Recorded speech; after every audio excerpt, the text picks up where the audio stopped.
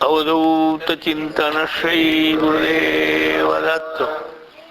વ્યાખ્યા મુદ્રા કરસરસિજે દક્ષિણે સંદધાનો જાનુન્યસ્તો વરકરસરો દીર્ઘવામોન્નતાંશ ધ્યાનાધારાત સુખપરવશાત અર્ધમામીલિતાક્ષો દત્તાત્રેયો ભસિત ધવલ પાતુ ન કૃત્તિવાસા. અવધૂત ચિંતન શ્રી ગુરુદેવ દત્તો. આજે આપણે દત્તભાવની વિશે બોલવાનું છે. દત્તભાવની વિશે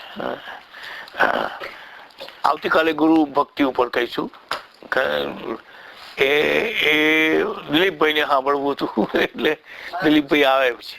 એટલે દત્તભાવની વિશે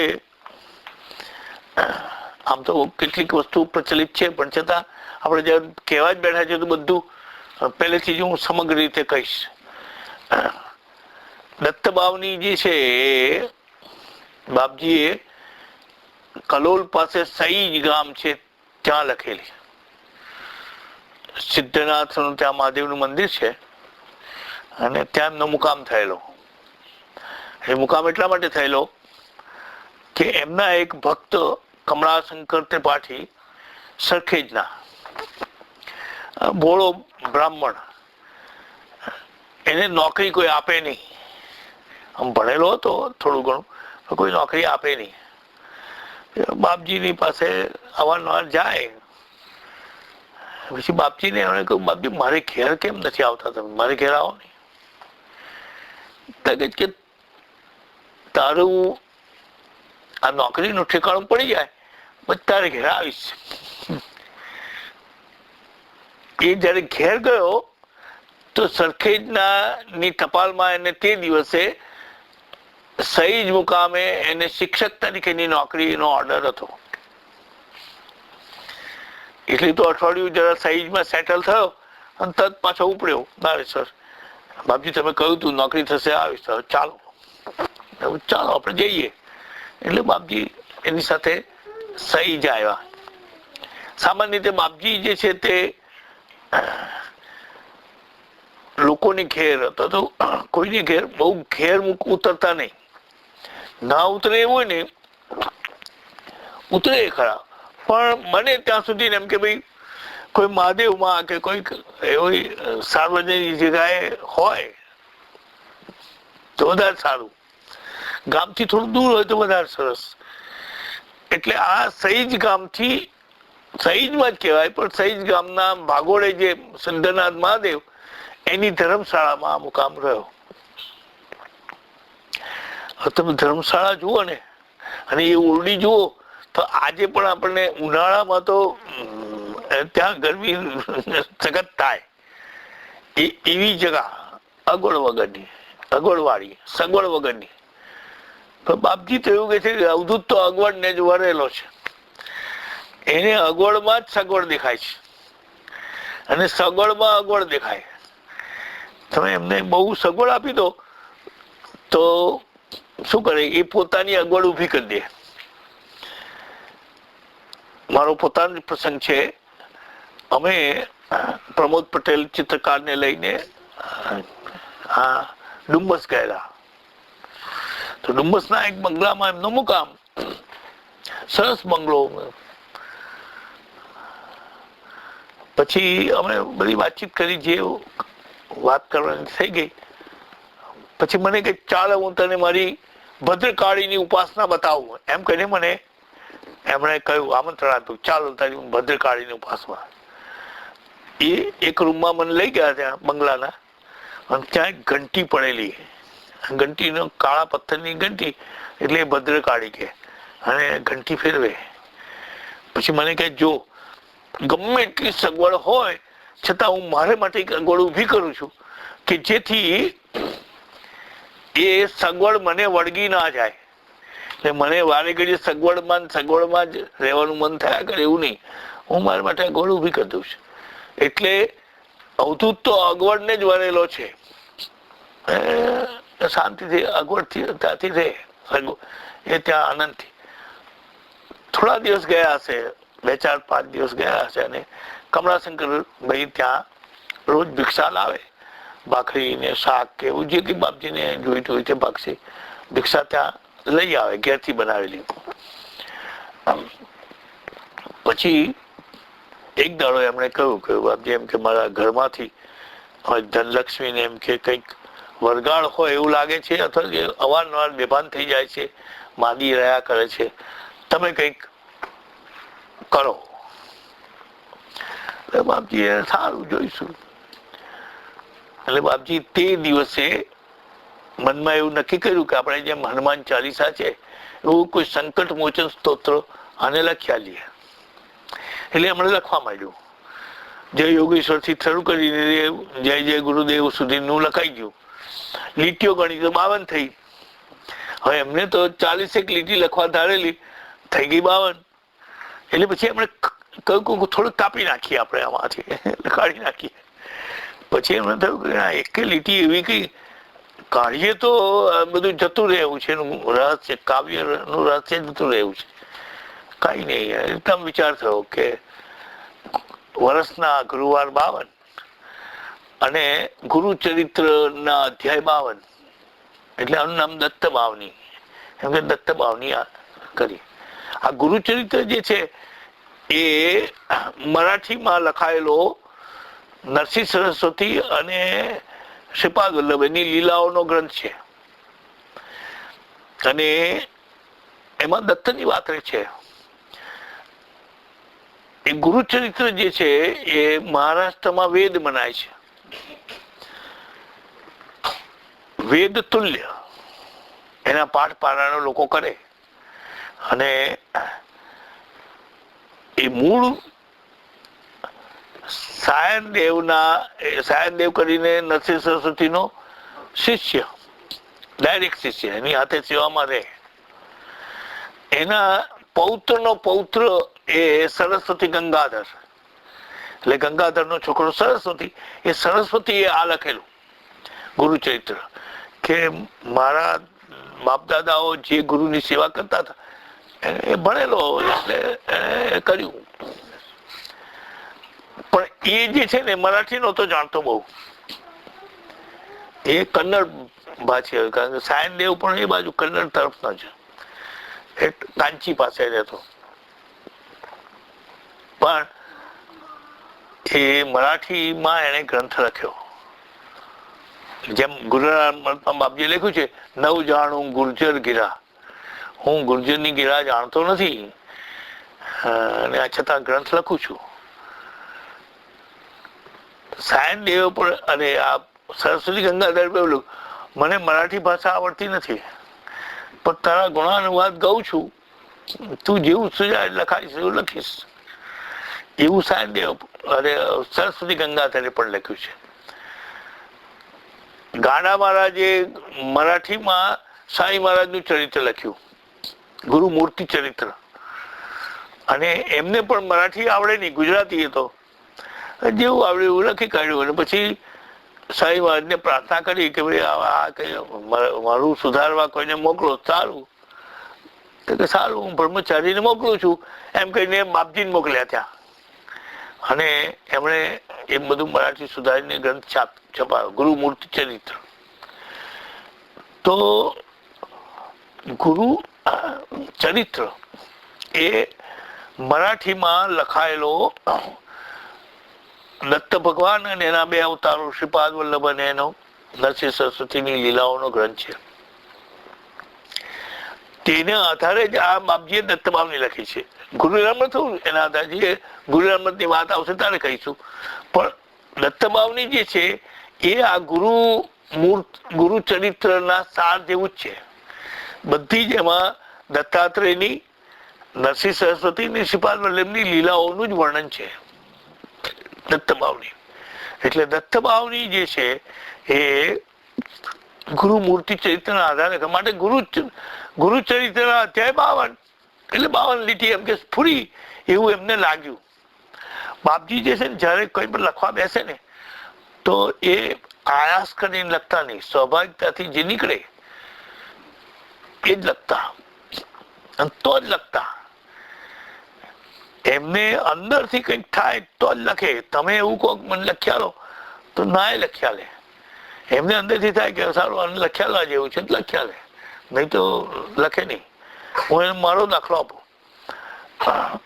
હું એમને 2 વખત મારે એવો પ્રસંગ બનેલો. મેં એમને કહું આ દત્તભાવની છે ને એનું આપણે હિન્દી તમે કરો નહીં કે હિન્દી આખા ભારતમાં જાય તો કે જો જે લખાઈ ગયું ને એ સ્વાભાવિક છે. એટલે જેને એ કરવું હોય તો ગુજરાતીમાં બોલે, એમાં હિન્દી ભાષી કે મરાઠી ભાષી એને ગુજરાતીમાં બોલતા શું તકલીફ પડવાની છે. અને તારે બહુ એવું હોય તો જ્યાં જ્યાં ગુજરાતી છે નાગરી લિપિમાં છાપ અને તેનો નીચે અર્થ હિન્દીમાં આપ. આવું મને એમણે કહેલું. અને અમે હિન્દી એ રીતે છાપેલી પછી કે હિન્દી આવૃત્તિ કે હિન્દી ભાષાંતર નહીં પણ નાગરી લિપિમાં, અને એમાં જ્યાં જ્યાં તળ ગુજરાતીનો શબ્દ હોય ત્યાં નીચે હિન્દી અર્થ આપેલો. એવું બાપજી એને એક વખત મેં એવું કહ્યું કે આ તમે નરસિંહ સરસ્વતીની આરતી લખી છે, જય જય દત્ત દિગંબર સ્વામી અવધૂત, એનો રાગ મરાઠી રાગ છે ને ગુજરાતીમાં નથી ભાવતો. તમે આપણા પોપ્યુલર રાગમાં લખ્યા લો ની આરતી. તો એમણે કહ્યું જે લખાઈ ગયું એ લખાઈ ગયું, તમે લોકો ગુજરાતી લોકો શીખો રાગે. હા, એટલે કહેવાનો મતલબ છે કે લખતા તો અંદરથી જે સ્ફૂર્તું તે લખતા અને તેને જ માન્ય રાખતા. દાખલા તરીકે દત્તભાવનીનો રાગ છે સારંગ રાગ, તો દત્તભાવની એ રાગમાં જ ગવાવી જોઈએ. તો દત્તભાવની ધારી અસર કરે. એમણે કહ્યું બીજા રાગોમાં ગવાય સારી છે. અમારા પેલા સુમનભાઈએ તો હરાડ રાગમાં ગાઈ છે. હરાડ રાગ દત્તભાવનીના કાઢ્યા છે. પણ બાપજી એવું કે છે ભૂતા તો ફક્ત આ સારંગ રાગ થી જ ધૂણે કે છે. મૂળ રાગમાં ગાવ તો જ ભૂત ધૂણે, નહીં તો. અને મેં ભૂત ધૂણતા જોયા છે. દત્તભાવની જ્યાં સાર્વજનિક રીતે બધા ભેગા થયા અને ગવાતી હોય અને ત્યાં જો એ ભૂતના આવેશ વાળો માણસ આવ્યો હોય કે સ્ત્રી આવી હોય ધૂણી જ ઉઠે તરત જ. હા, ધૂણી જ ઉઠે. ટૂંકમાં કહેવાની મતલબ એ છે કે બાપજી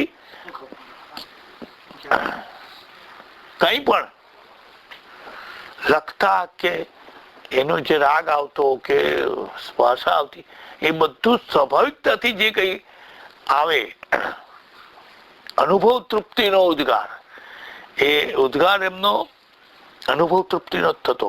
અને એ જે સ્વાભાવિકતાથી લખાઈ જતું એ ખરું, બાકી નહીં. એ આયાસ કરીને કશું લખતા નહીં, કોઈ પ્રયાસ નહીં કરતા. એટલે દત્તભાવની જે છે તે એવી રીતે લખાય. પેલા એક કહ્યું અને એમણે લખવા માંડ્યું અને ભગવાન જે તે લખાયું એ રીતે લખ્યું. એમાં પ્રથમ દત્તની વાત લખી, પછી એમના અવતાર શ્રીપાદ વલ્લભની વાત આવી, નરસિંહ સરસ્વતીની વાત આવી, અને પોતાનું દર્શન કે દત્ત એ ફક્ત સાંપ્રદાયિક દેવ નથી, એ ભગવાન પરબ્રહ્મનો અવતાર જ છે. એટલે રામ અને કૃષ્ણ રૂપે ત્યાં ઘણી લીલાઓ કરી એવી પણ અંદર વાત આવી. દત્તભાવની એટલે એને સાર્વજનિક સ્વરૂપ મળ્યું. દત્તભાવની ફક્ત દત્તના ભક્તો ગાય છે એવું નહીં, ફક્ત બાપજીના ભક્તો ગાય છે એવું નહીં, પણ સાંઈ ભક્તો ગાય છે, આજે કૃષ્ણના ભક્તો ગાય છે, જે બીજા જે સંપ્રદાયના હોય એ પણ બધા જ ગાંધીજીના ભક્તો ગાય છે દત્તભાવની. એટલે પ્રાર્થના પોથીમાં દત્તભાવની ઘણી ઠેકાણે જો પ્રાર્થના પોથી છપાઈ હોય છે તો એ પ્રાર્થનામાં દત્તભાવનીને પણ સ્થાન મળેલું છે. તો એ દત્તભાવની એમણે આ સહીજમાં લખી. પછી જયારે કમળાશંકરભાઈને અમે આપી કે ભાઈ આ ગાવાનું કે છે, તો કે આ તો બહુ લાંબુ છે ને આને નહીં ફાવે કે છે. તો કઈ તું એને સંભળાવજે કે લાંબુ છે ને એને નહીં ફાવે તો તું એની પાસે બેસ જઈને બોલજે. અને એથી ધનલક્ષ્મીબેનની પીડા ટળી ગઈ. અને એ જાણીને આ તો પાછું સરખેજ ના માવણ, અને સરખેજ ના વાળાઓ બધા બાપજી પ્રત્યે ઘેલા ગાંડા, એટલે એને તો પ્રચાર કરવા માંડ્યો કે મારી બહુ નું આવું થઈ ગયું, તમે બધા કરો. એટલે જ્યાં જ્યાં એ હતું તેમ સરખેજ થી એ પ્રચાર થવા માંડ્યો. હવે દત્તબાવની ની નકલો કેટલી કરવી, નારેશ્વર પણ બધી પછી વાત આવી કે અમને દત્તબાવની લખીને મોકલો, તો મોદી કાકા લખીને મોકલે ખરા. પછી એમ થયું કે કેટલી એવું લખીને આપીશું, એટલે બાપજી પણ લખીને આપતા ગળાને. અને એટલી દત્તબાવની ની અંદર પાઠભેદ છે, 2-3 જગ્યાએ પાઠભેદ છે. પાઠભેદ એટલે એ રીતે કે ખાઈ ઝાલર ને ઝાલર ખાઈ, એમ એમના કેટલાક હસ્તાક્ષરમાં ખાઈ ઝાલર છે, આપણે બોલીએ છીએ ઝાલર ખાઈ. કારણ કે એ પરંપરામાં ઝાલર ખાઈ જ બોલાતું આવેલું બાપજીની હયાતીમાં જ, એટલે પાછળથી ઝાલર ખાઈ રહ્યું, ખાઈ ઝાલર જતું રહ્યું. એટલે હજુ કેટલાક લોકો એવું કહે છે કે બાપજીની થી સુધારો કર્યો. બાપજીનો સુધારો અમે નથી કર્યો, બાપજીની હયાતીમાં જ આ થયેલું છે. અને ઘણી પ્રતોમાં છે ઝાલર ખાઈ જ છે. કારણ શું છે કે આ પ્રત જ્યારે લખી મોકલે ત્યારે કેટલીક વખતે સ્મૃતિમાં આમ પણ નીકળી જાય, એ જુદી વાત છે.